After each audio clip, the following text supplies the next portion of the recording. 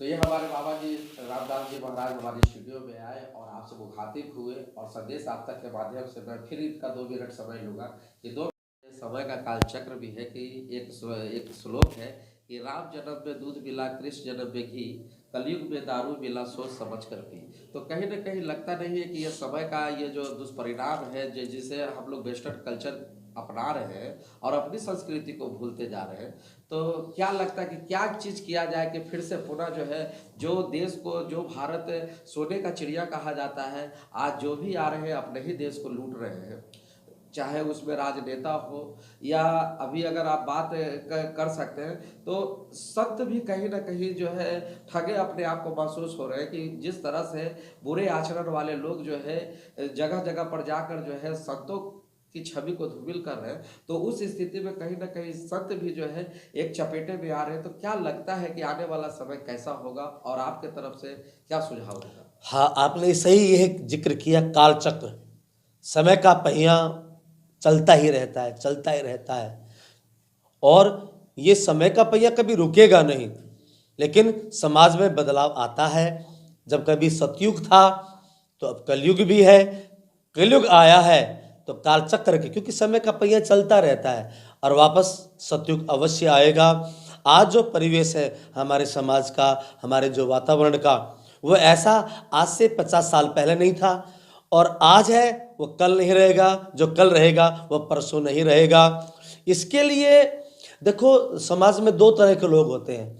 एक तो वो सावधान किया और एकदम जग गए, वेकअप, एक बार सावधान किया कि हाँ बात सही है, हमें बदलना पड़ेगा। दूसरे वो हैं जो काल चक्र के बंधन में पड़कर, यानी कि जब समय आएगा तो उनको बदलना ही पड़ेगा। या तो चुपचाप आराम से बदल जाएं आप, नहीं तो डंडे के जोर से जीवन में दुख आएगा, जीवन में परिवर्तन आएगा, बदलना तो पड़ेगा ही।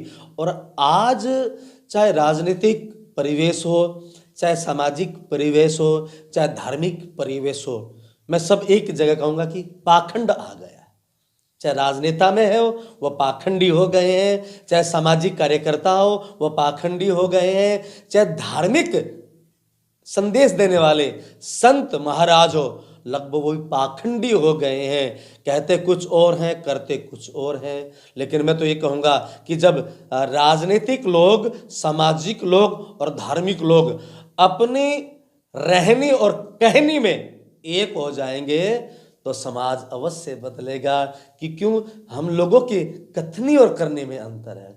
चाहे वो राजनेता हैं, चाहे वो समाज सेवी हैं, चाहे वो धार्मिक संत हैं, चाहे धर्म के जो मानने वाले लोग हैं, कथनी करने में इतना अंतर आ गया है अरुण जी।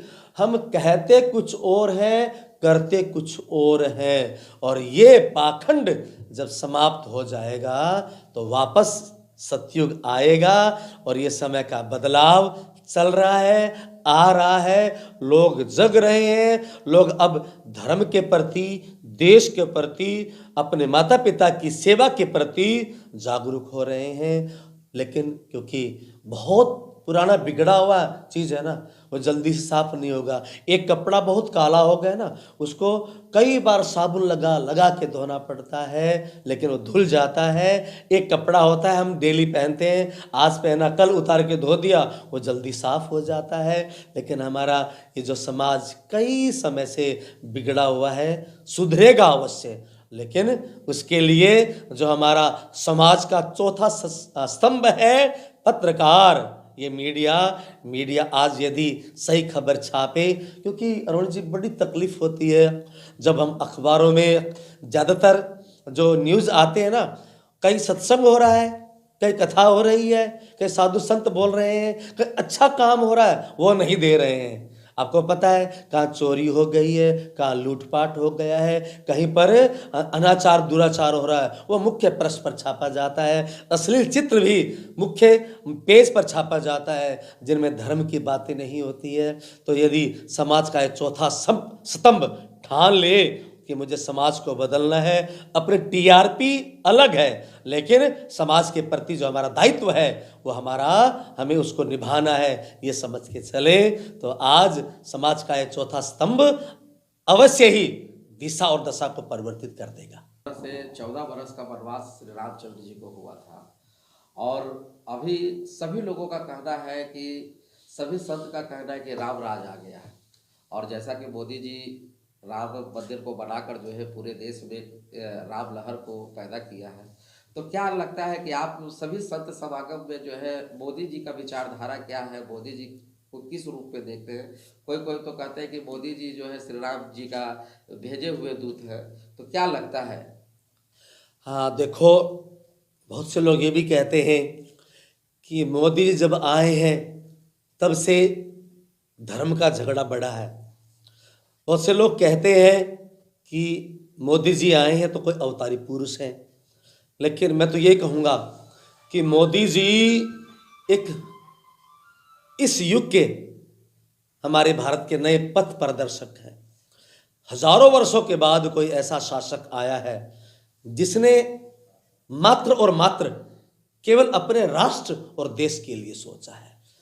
मोदी जी को न किसी धर्म से प्यार है, न किसी मजहब से घृणा है, न किसी, वो सबको साथ लेकर चल रहे हैं, किसी के प्रति कोई भेदभाव नहीं। हाँ, जो देश के विरोधी हैं उनके लिए वो काल की तरह हैं, और आज वो जो कुछ कर रहे हैं उससे हमारा देश आज उन ऊंचाइयों पर बढ़ गया है।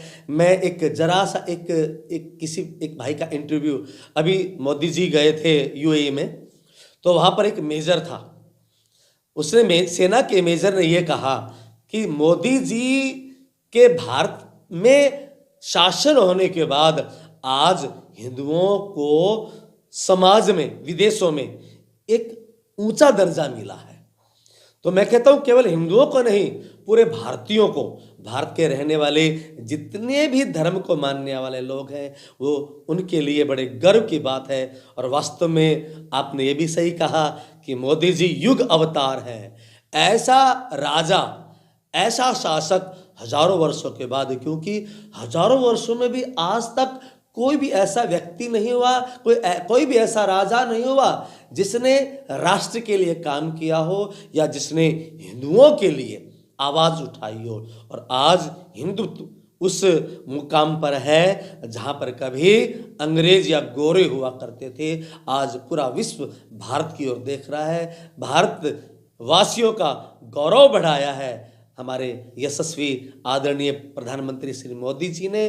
तो मोदी जी का मैं तो ये कहूँगा कि हम सभी संत मोदी जी का खूब दिलो जान से उनको आगे बढ़ाने की प्रेरणा दें। और सनातन धर्म को मानने वालों का भी ये कर्तव्य है कि केवल दाल रोटी, केवल आलू प्याज और केवल डीजल और पेट्रोल के लिए ही ना जिए, देश के लिए जिए।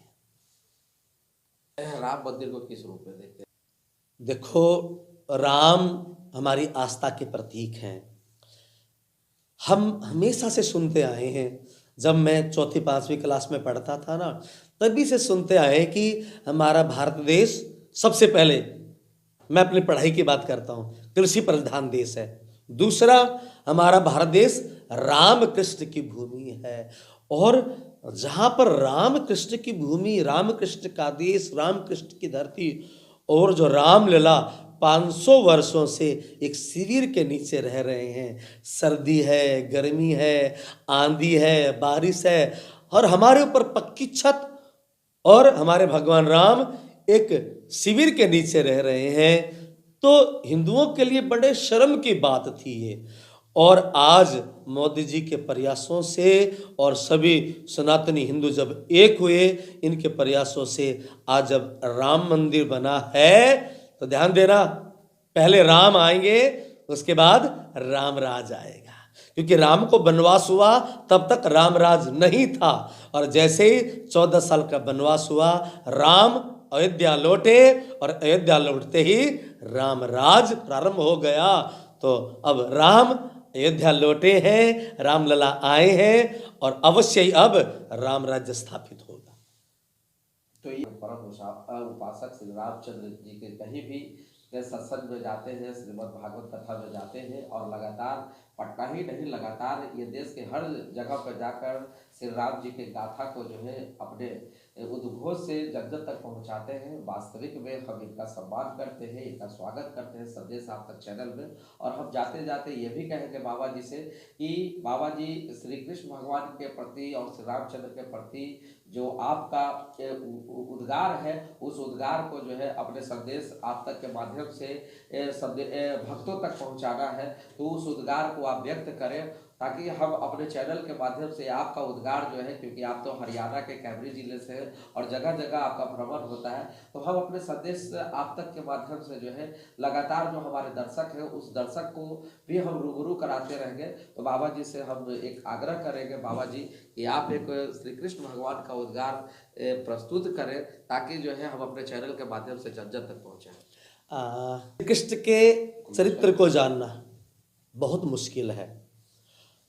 श्री कृष्ण जहाँ एक तरफ महाभारत करवाते हैं तो दूसरी तरफ प्रेम का संदेश देते हुए महारास भी करवाते हैं। श्री कृष्ण जहाँ एक तरफ गाय चराते हैं तो गाय का चरित्र, कृष्ण का चरित्र इतना महान है कि दूसरी तरफ वो घोड़े भी हाँकते हैं। कृष्ण के बारे में और उनके बारे में, लीला के बारे में जानना बहुत मुश्किल है। बस मैं तो ये कहूँगा कि कृष्ण ने जो किया उसके बारे में मत सोचे, कृष्ण ने जो कहा, कृष्ण ने गीता का संदेश कितना सुंदर किया दिया है। गीता में ना हिंदुत्व की बात है ना और अन्य किसी धर्म मजहब की बात है, मानवता की बात कही है। तो कृष्ण तो अद्भुत चरित्र के धनी थे। श्री कृष्ण को हमारी भागवत कहती है कृष्णस्तु भगवान स्वयं। एक कहते हैं ना कि बहुआयामी प्रतिभा के धनी, श्री कृष्ण तो बहुआयामी प्रतिभा के धनी थे। उनको हम परमात्मा कहे, महापुरुष कहे और योगी पुरुष कहे, जो भी कहें कम ही है उनके लिए। तो मैं संदेश आप तक के माध्यम से कहूँगा कि श्री कृष्ण की गीता को आप अवश्य पढ़ना। हर रोज यदि आप एक श्लोक पढ़ोगे तो भी आपको बहुत कुछ मिलेगा, जीवन की दिशा मिलेगी, आर्ट ऑफ लिविंग, जीवन जीने की आपको कला मिलेगी। और राम जी के बारे में यह है कि राम जी का जो जीवन है बड़ा मर्यादित है। इतनी मर्यादा है राम में, पिता ने कहा कैसे निकल गए हैं, और भाई को अपना राजपाट देकर, देखो रामायण के द्वारा एक बहुत बड़ी शिक्षा मिलती है कि हम छोटे से जमीन के टुकड़े के लिए भाई भाई के प्रति वेर पाल लेते हैं, लेकिन राम और भरत ने अयोध्या के राज्य को फुटबॉल बनाकर वो उधर फेंक रहे हैं, वो इधर फेंक रहे हैं। यानी कि धन संपत्ति, राज और मकान या दुकान या जमीन ही सब कुछ नहीं है। भाई के प्रति आपस का प्रेम सबसे बड़ा है। तो कृष्ण और राम के ये दोनों संदेश मैं सभी पटना निवासियों से निवेदन करूंगा कि इनको आप ग्रहण करें और अपने जीवन को ऊंचाइयों तक ले जाएं।